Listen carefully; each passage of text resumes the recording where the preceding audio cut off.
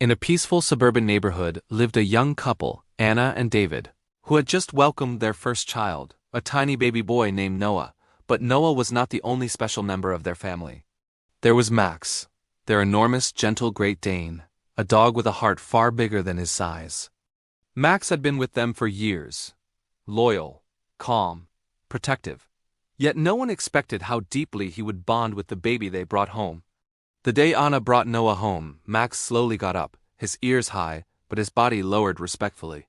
David gently encouraged him. "It's okay, Max. Come meet your little brother." Max approached carefully. He sniffed the soft blanket, then gently placed his head right beside Noah's tiny hand. The baby's fingers moved, barely touching Max's nose. The huge dog froze for a second, then closed his eyes softly. In that fragile touch, something awakened in Max, a new purpose, a new promise. From that day on, Max became a silent guardian. Whenever Noah cried, Max was the first to react, his big head lifting with concern. Whenever Noah slept, Max stayed close, a furry mountain standing guard.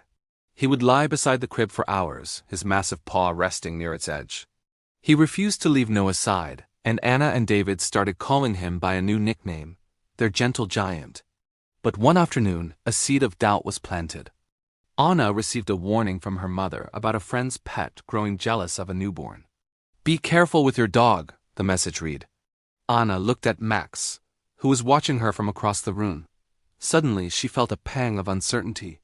She knew Max loved him, but fear can whisper doubts even into the calmest heart. Max seemed to sense her unease.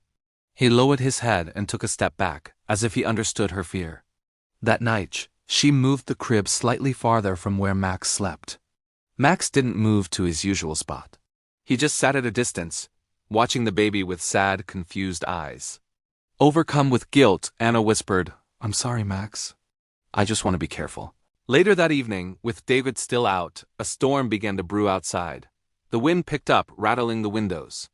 Inside, Noah was sleeping peacefully in his nursery, and Max lay by the living room door. Suddenly, strange noises echoed from down the hall.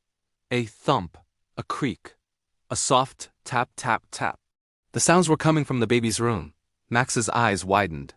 He stood up slowly, every muscle tense. He sensed something was wrong. Long before anyone else.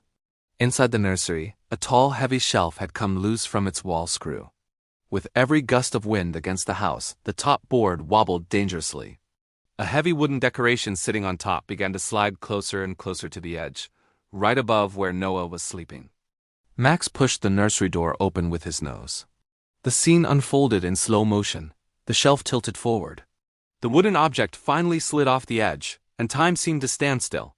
In that split second, Max leaped forward, covering the crib with his entire massive body.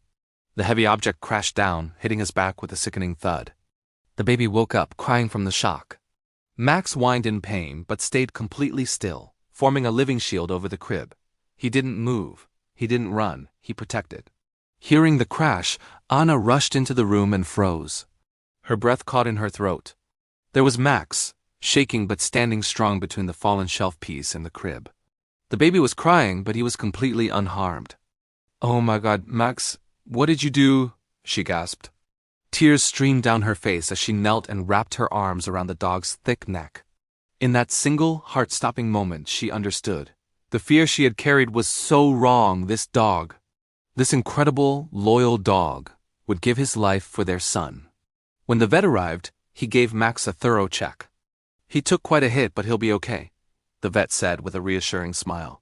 "You're very lucky he was there." David, holding Noah tightly, looked at Max with a new, profound respect. "No," he said softly. "We're blessed." Months passed, and the bond between the boy and the dog grew into something beautiful. When Noah began to crawl, his first instinct was always to follow Max. Noah's very first word wasn't mama or dada, it was ma, as he pointed a chubby finger at his furry protector. They would explore the garden together, Noah's tiny hand often grabbing Max's floppy ear, and the giant dog would just stand there patiently. When Noah took his first wobbly steps, he used Max's broad, steady back to pull himself up. Max wasn't just a dog anymore, he was Noah's first friend, his constant shadow, his four-legged hero. Every night, Noah would sleep peacefully in his crib, And every night, Max would be there, his big body curled on the floor beside it, like a suit of living armor. The world is full of heroes. Some wear badges. Some wear uniforms, but some heroes wear fur and carry a heart full of a love that knows no words. Thank you for watching. If this story touched your heart, please like and subscribe for more.